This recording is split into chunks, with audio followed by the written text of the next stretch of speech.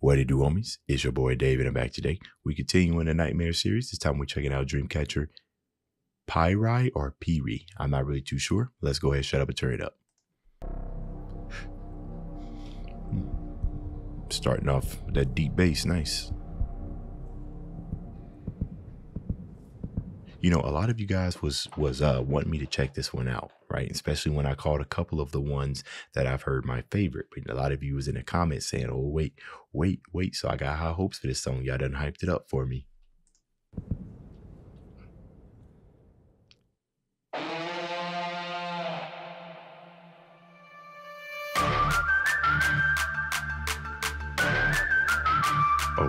Okay. Yeah.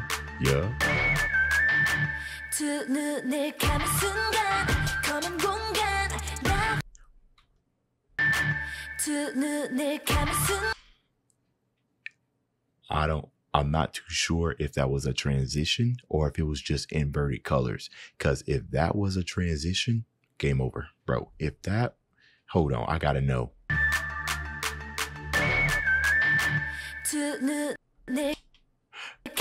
Okay, it's inverted, but the way that they made it look like it was a transition, I was about to lose my freaking mind, man, because that would have been so seamless. Okay, let's keep it going.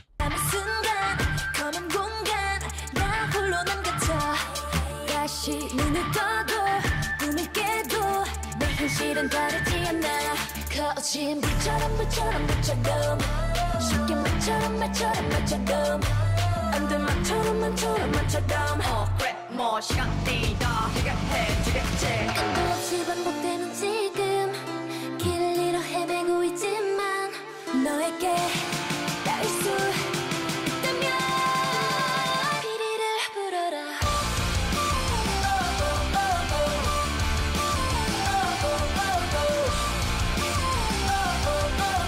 know what you want from me 피리를 불어라 끝없이 난 down for me 시간이 없어 now it's not too late 너밖에 없어 save me now in me 난 emergency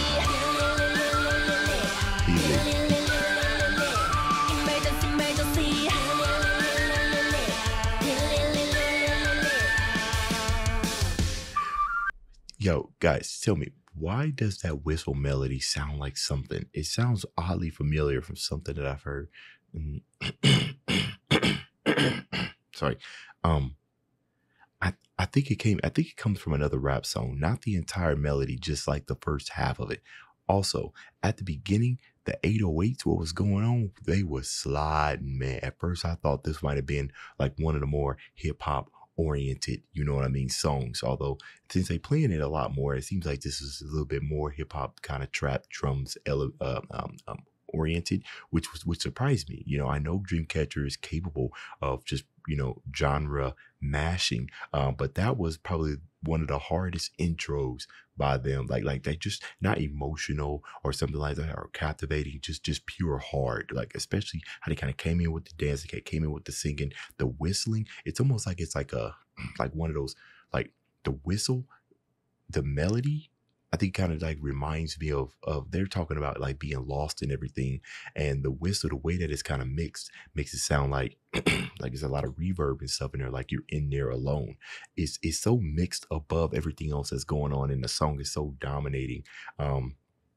Generally you would not whisper, but you would whistle, you know, in a public place. But when you whistle, it's loud, it's piercing. It's something that you might even do when you're by yourself in a room. So it almost like each and every one of them are kind of like isolated or something like that to different rooms trying to escape it or something like that. But it's kind of reinforces like that whole whistle thing. Like I don't know what I'm saying, but I am enjoying this.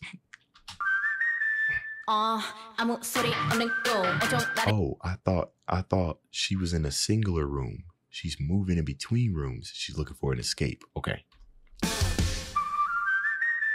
아무 소리 없는 꿈 온종 나를 보는 눈 yeah I don't wanna die 나를 찾고 있는 중 yeah 놓치고 싶지 않아 내게서 날 뻗어봐 그렇게 쉽지 않아 앞에라고 for a while I love that flow. See, the thing about that is that when you start doing it in like the little choppy flow and everything, your articulation's got to be good, right? To kind of give it that nice little bounce. You don't want to do a whole lot of slurs. Yeah, I can see why this one is your favorite. This got a little bit, I mean, every single Dreamcatcher song that I've heard has something for everybody, right? But I think if I was to show like a pure hip hop head a Dreamcatcher song for the first time, they will be captivated by this. You know what I mean?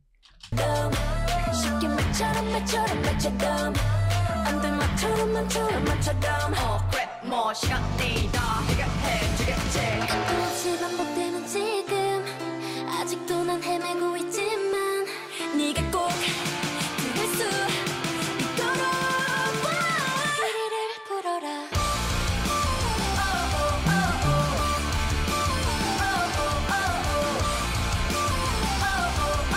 I know what you want from me. 피리를 불어라. 끝없이 날 down for me. 시간이 없어 now it's not too late. 너밖에 없어 save me now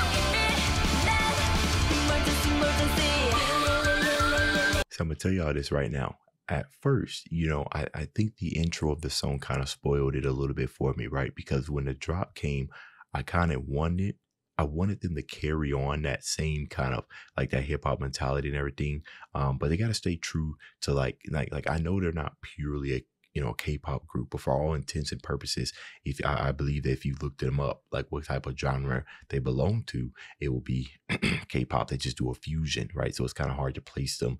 But in this one, I know they got to kind of keep that K-pop root in there, but K-pop root in there, right? With the rock and of course their signature style of the guitars and everything. But I kind of wanted to hear some more of those drums come in. The only reason why I'm saying this is because I didn't at first like this part of the hook. But now that I'm hearing it again, as things are starting to rev up, I'm starting to like it.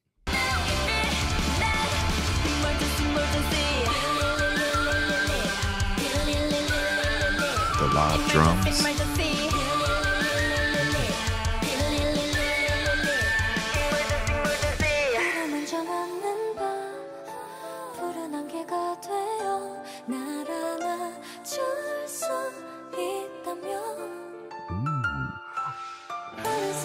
Ooh, I like the gentle nature and the touch and the vibrato in her voice. It's like a feather done that came and just touched me one time for the one time. Listen to that again.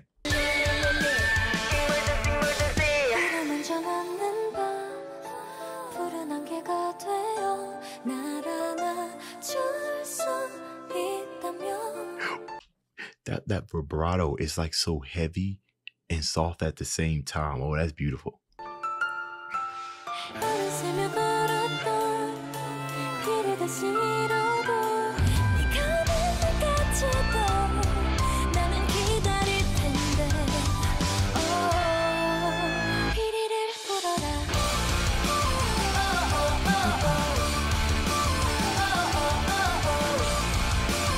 The choreography going off.